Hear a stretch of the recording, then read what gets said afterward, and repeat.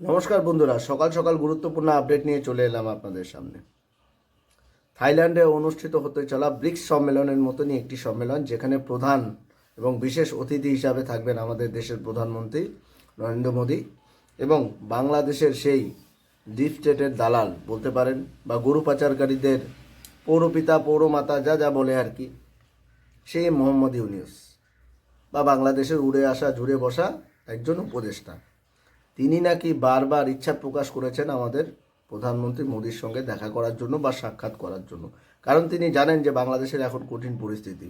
America এদিক থেকে ত্রাণ বন্ধ করে দিয়েছে, বিভিন্ন দেশ জার্মানি, রাশিয়া আরও যেসব দেশ মানে বাংলাদেশকে ভিক্ষা বা অনুদান দিত তারা সেটা বন্ধ করে দিয়েছে। বাংলাদেশের এখন অবস্থা খুবই শোচনীয়। আলু পেঁয়াজের দাম আকাশ ছোঁয়া বাংলাদেশে। তারা নাকি বলতো ভারত দখল করবে। তাদের স্বপ্ন ছিল তারা নাকি 10 মিনিটের মধ্যে আমাদের কলকাতা দখল করে নেবে।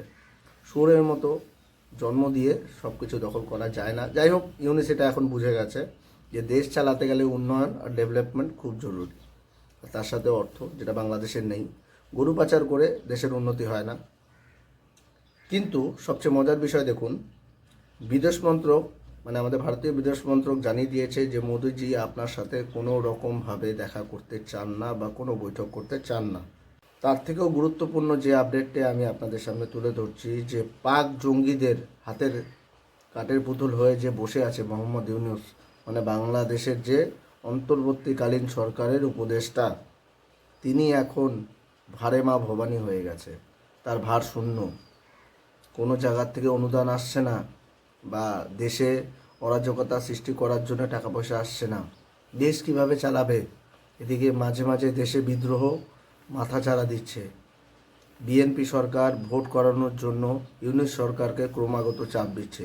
তার মধ্যে আওয়ামী লীগ কর্মী যারা সমর্থক আছেন, তারা চাইছে যে দেশে আবার পুনরায় নির্বাচন হোক এবং শেখ হাসিনা তাদের দেশে আবার প্রধানমন্ত্রী হিসাবে দায়িত্ব পালন করুক।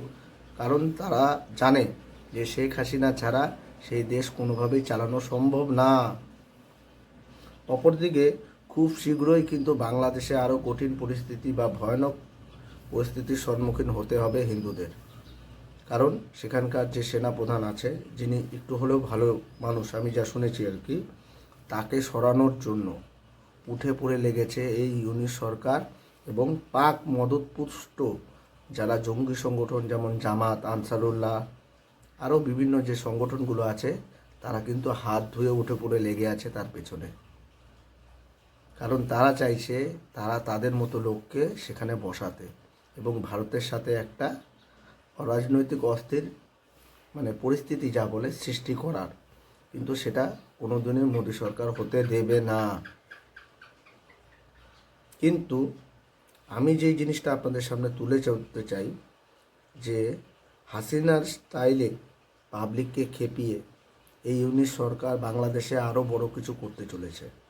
যাই হোক, এই প্রতিবেদনটা আপনাদের সামনে তুলে ধরলাম। ভালো লাগলে অবশ্যই শেয়ার করবেন ভিডিওটা।